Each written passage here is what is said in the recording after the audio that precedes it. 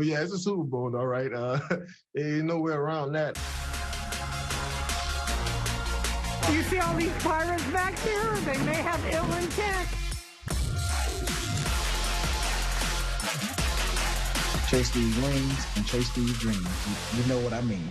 The countdown to Super Bowl 55 is just days away, and the tension is building. Tonight, hear why Patrick Mahomes and Travis Kelce just love showing out for Chiefs Kingdom. You could feel the energy and the momentum switch into this city. Hear why the voices of the Super Bowl love calling Chiefs games. Wow, that was jaw-dropping. How did they do that? The Chiefs are now that team. They're going to be here for the next decade. Plus, hit the 7 Seas and take a look behind the curtain for Super Bowl 55. All that and so much more coming up on KCTV5's Drive to 55 Chiefs Special. Drive to 55 starts now. Well, you are looking live at Raymond James Stadium in Tampa, Florida, the home of Super Bowl 55 between the Chiefs and Bucks. Welcome into KCTV5's Drive to 55 Chiefs Special. We, too, are live here at Raymond James Stadium, and we got full team coverage breaking down the big game with former Chiefs linebacker Desmond Moses, KCTV5's Neal Jones, Nathan Vickers, and Breland Moore. Thank you so much for joining us tonight. I'm Dani Welniak, like I mentioned, live here in Tampa, Florida. Well, Valentine's Day is almost here, but Chiefs Kingdom love is always in the air, from the fans to the players, coaches, announcers, and you know what? Even the dinner plate. Today, Chris Jones told us the secret to Kansas City's success last year was Steve Spagnuolo's wife's meatballs. I know, right? He is passionately trying to get some of those good luck meatballs for Sunday.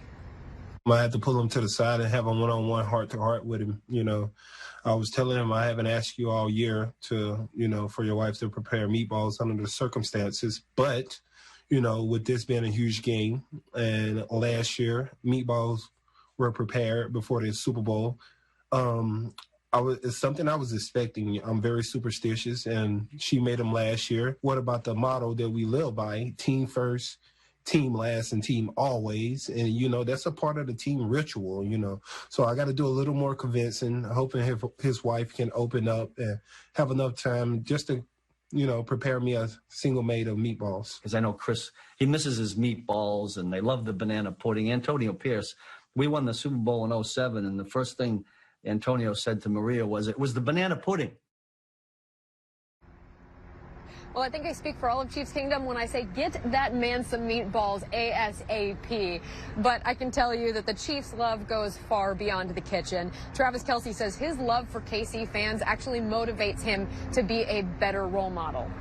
The kingdom, the Chiefs Kingdom has been nothing but amazing since I've been here. The past 8 years when I first got here, we were coming off a 2-14 season. You could feel the energy and the momentum switch into this city, absolutely going crazy over their Chiefs fans all over again, man. And all the support that they show me on the field throughout the week, all the support really that they've shown me since I've been here in Kansas City has been second to none, man. And all I want to do is be able to give that to this community. So I know how I look to a kid in terms of, trying to do the right things and being there for him. And I think a lot of the kids in this community understand that. And Patrick Mahomes has shown his love by investing back in the community, but not through the stock market, rather by becoming a part owner of the Royals. And with his fiancee Brittany becoming a part owner of KC's new women's soccer team, Mahomes says this is just the tip of the iceberg. We want to invest in this community as much as they've invested into us. And as far as me investing in the Royals and becoming a part owner in there, and really that's one of my joys I've always had with baseball. And then her with the NWSL, bringing them back to Kansas City, a place where women's soccer is really, really emphasized and supported. It's just the tip of the iceberg, and we want to continue to invest in this community to be the best community that it possibly can be. Kelce has also given back in droves and is Kansas City's Walter Payton Man of the Year nominee for his efforts in the community. And after such a tough year for many, Kelce takes it personal to put a smile on the faces of Chiefs fans. And I think the community understands that that's what we do here in the Chiefs office and the Chiefs locker room is we play for them. We play for the people that, haven't had a great year. It's been a little difficult for a lot of people, but on Sundays, if we can provide that smile, that excitement to people's lives, man, we have to do it. While it's been a trying year for many, Mahomes admits he's had his fair share of highs. Over the past year, he's won a Super Bowl MVP, signed a 10-year, $500 million contract, got engaged, is expecting a daughter, and now returns to the Super Bowl once again. It's why he says through the tough times, he tries to stay positive for others. I mean, obviously, winning the Super Bowl, amazing. Being able to celebrate that first championship in 50 years in the Chiefs Kingdom. The parade, all that was awesome. And then we got hit with the pandemic. And I think as a country and as the world, we all strive to continue to try to keep each other safe and keep ourselves safe. And then with all the social injustices and things going on in that realm, now back into football season and then back in another Super Bowl. I mean, it's full of ups and downs. And I've just kind of realized that I can control what I can control. And that is to be the best person and the best person in the community that I can be every single day. But the love even extends outside of the locker room. CBS Sports announcer Jim Nantz will be the one on the call for Super Bowl 55, and he says calling Chiefs games are actually the highlight of his year. They're so exciting. I mean, and unpredictable, and this never looks the same. Look, we all love highlight material, plays that really get your attention, and every time you do a Chiefs game, there's a plethora of things to go back and look at and say, "Wow, that was jaw-dropping. How did they do that?" And the cool thing is, I still feel in so many respects they're just getting started. There's no reason why this doesn't look like this next year or the year after that. This might just be the first steps into a glorious long run. I enjoy it when we've had the chance. Well, next to Nance in the booth is former Cowboys quarterback Tony Romo, who knows firsthand what it's like to try and compete against dynasties. But now that the Patriots are done, Romo says that the Chiefs are the new dynasty in the NFL. This team is special. The Kansas City Chiefs are the modern day Patriots that Jim Nantz has been through. The Chiefs are now that team. They're going to be here for the next decade, 100%. Doesn't mean you're going to win the Super Bowl every year. It just means that you have the chance to be in position to. With Patrick Mahomes, Andy Reid, and the team they have, they're going to be there every year. It's going to be very fun. I'll tell you that right now. And they're special. They're going to be around for a long time to come. The talent on the Chiefs roster that helped create this new dynasty is one thing, but for all the kids hoping to one day play in the NFL, Andy Reid says hard work beats talent when talent doesn't work hard. For all the young people that watch he and Patrick do their thing or Tyreek do these guys work so hard at their job. So, yeah, they've got talent, but then they work it. And that's a part as a coach you appreciate. There's nothing worse than having guys that you say they have the talent, but they don't spend the time and effort to learn the stuff. Well, if you've never been here before, the locals here in Tampa say it's all about soaking in all of the sights that you can. KCTV5's Nathan Vickers took a tour of the city, including a stop at a certain Buccaneers quarterback's home.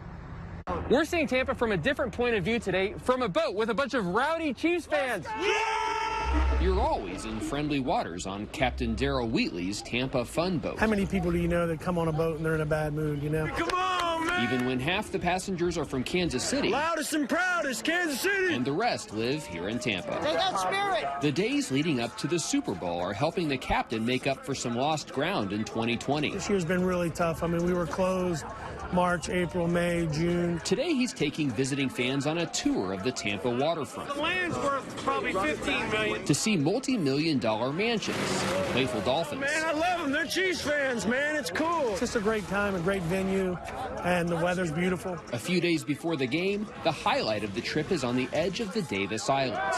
You can see quarterback Tom Brady's $2 million 55-foot yacht docked in front of the $30 million mega mansion Brady rents from Derek Jeter. For Tom, he deserves it all. It's probably a good thing Brady couldn't hear the Chiefs fans on board. Go down Sunday, baby. This is Chiefs Kingdom in your backyard. Every now and then, the captain even spots him out on the water. Oh, yeah. I've seen him on the boat a bunch of times. Wheatley enjoys the friendly banter and the waves from the shoreline, no matter what team floats your boat. Competing teams, competing cities, but when it comes down to it, we're all American. So it's cool to see everybody get together. That was great. No one threw me overboard, and we got some beautiful views. In Tampa, Nathan Vickers, KCTV5 News. Thanks, Nathan. That is certainly fun stuff. And my goodness, that yacht and that home are massive. Well, as for as much as football has changed over the years, television coverage of the game has changed even more. And with the big game right here on KCTV5 on Sunday, our own Neal Jones takes us behind the scenes. Ready, 5, take 5. CBS Sports has developed a love affair with Patrick Mahomes, as a CBS director told us 2 years ago. It's so much fun to watch him with his crazy passes and stuff. Like, you're just waiting for him to do something like that to have a great replay of him. To make sure they capture every great play Mahomes makes, CBS will have 120 cameras, with 32 cameras inside the end zone pylons. They'll have 19 production trucks putting out over 350 playback channels. Oh, there's Mahomes with his sidearm pass. There you go. It's a far cry from the Chiefs' Super Bowl I game, or even from the Super Bowls of the 1970s. 50 years ago, we'd be out here with 8 cameras. We'd have had one truck. Today, CBS has cameras literally everywhere. We start working on this 2 years out. It's all the great technology and storytelling that we know we're going to weave into the body of this game. All that to capture a Super Bowl that CBS announcers Jim Nantz and Tony Romo say has the makings of greatness. It's going to be one of the great games we've ever seen, because you're going against one of the greatest quarterbacks, maybe the greatest who's ever walked. This is going to be a great game. So when you turn on your TV this Sunday, remember, there'll be 3 teams on the field: the Chiefs, the Buccaneers, and the team from CBS Sports. Neal Jones, KCTV5 Sports. Thanks, Neal. We are just getting started here on KCTV5's Drive to 55. Coming up next, we're going to have much more breakdowns with former Chiefs linebacker Desmond Moses. But first, it's tonight's AARP trivia question. This is the 3rd time the Chiefs will take on Tom Brady in the playoffs. KC lost the first meeting at New England back in 2016, but who was the Chiefs' leading rusher that day? We'll have your answer after the break. You're watching KCTV5's Drive to 55 Chiefs Special live from Tampa. We'll be back in just 3 minutes. Welcome back to KCTV5's Drive to 55 Chiefs Special. You are looking live at a beautiful Tampa, Florida, the home of Super Bowl 55 between the Chiefs and Bucks, and a great shot of Patrick Mahomes and company on the outside of Raymond James Stadium. Before the break, we asked you our AARP trivia question. This is the 3rd time the Chiefs will take on Tom Brady in the playoffs. KC lost the first meeting at New England back in 2016, but who was the Chiefs' leading rusher that day? The answer? Charkandrick West. Yeah, before Clyde Edwards-Helaire and Damian Williams, it was Charkandrick taking the rock, rushing for 61 yards and 1 touchdown. But it is time for tonight's Community America Credit Union Roundtable, where we are joined by former Chiefs linebacker Desmond Moses. Desmond, thank you so much for joining us tonight. And at the top of the show, you heard that Chris Jones needed his meatballs. He needs his meatballs for Super Bowl Sunday. So what kind of superstitions did you have back in your playing days? Yeah, Danny, mine used to be starting with a pregame meal. I like to keep it consistent. Then I had a playlist that I would listen to. It started with some slow jams, so I could stay composed. I didn't want to blow my load too early. I wanted to be builded up right up until game time. But close to game time, then I needed my rap music. I wanted to turn it up a little bit. Lastly, I would say my prayer. This allowed me to relieve myself of any worries that I had going on in the real world. Right before I put on my superhero costume, a.k.a. my uniform, then I was ready to go. Yeah, back when I played, the big thing for me was just making sure that I ate at Texas Roadhouse every time before the game, and then I also had my Bible where I would read. Sure. I'd just open it up, and I'd read whatever verse there was for that day, and it felt like the Lord was talking to me. So those were my 2 big superstitions when I played. But we also have a chance to talk to these guys about how much they love Kansas City and how much that community really has impacted them. How important is it to have that kind of love affair between a player and a fan base? I would say it's extremely important.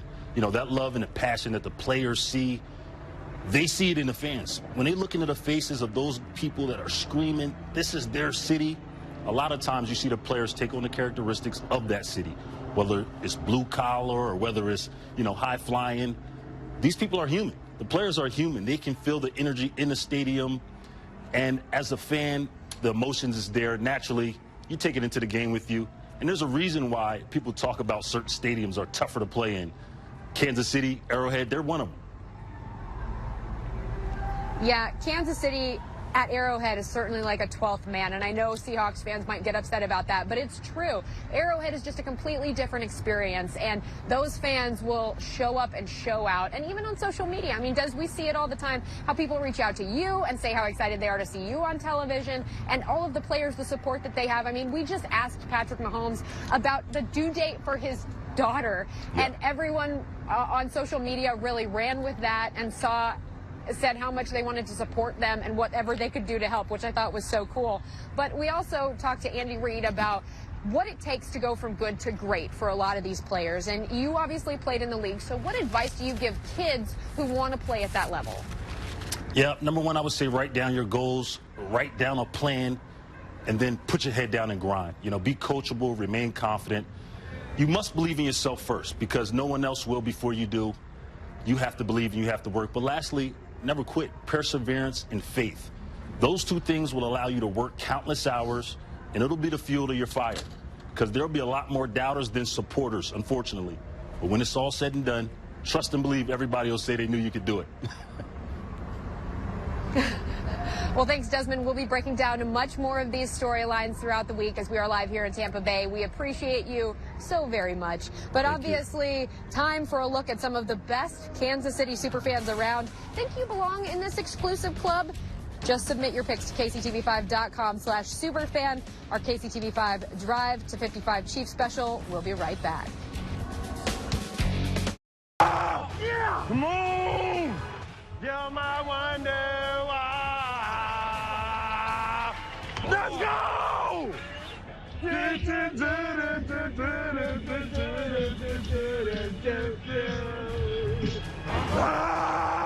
Yeah! Come on! Well, singing along to Wonderwall and Hungry Like the Wolf is definitely the definition of championship swagger. Those are some of the best sounds from Travis Kelce and Frank Clark during Kansas City's AFC title win.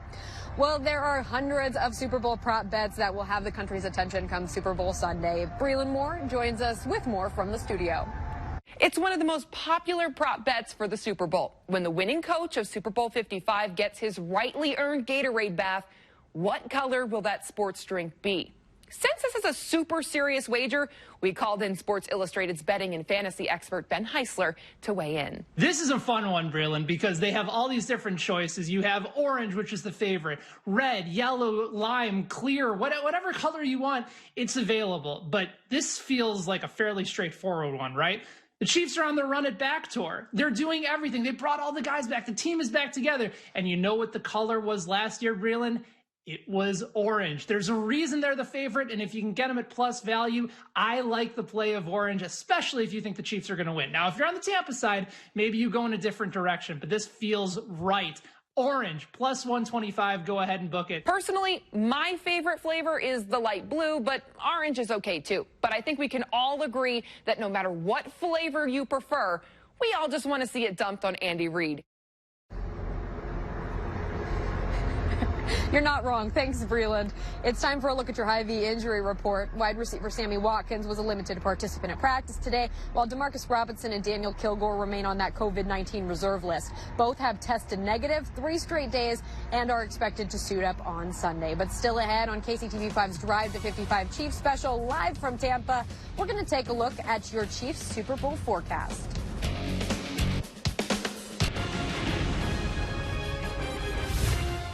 City of Tampa wakes up to a few scattered showers on Super Bowl Sunday morning, but not for long. Check this out. Even Mother Nature wants to see a great game. That rain moves out and temperatures looking ideal. The wind, that shouldn't be a problem, less than 10 miles per hour. 68 at kickoff, mid-60s at halftime, and 65 degrees by the fourth quarter of that game. That looks like good football weather to me.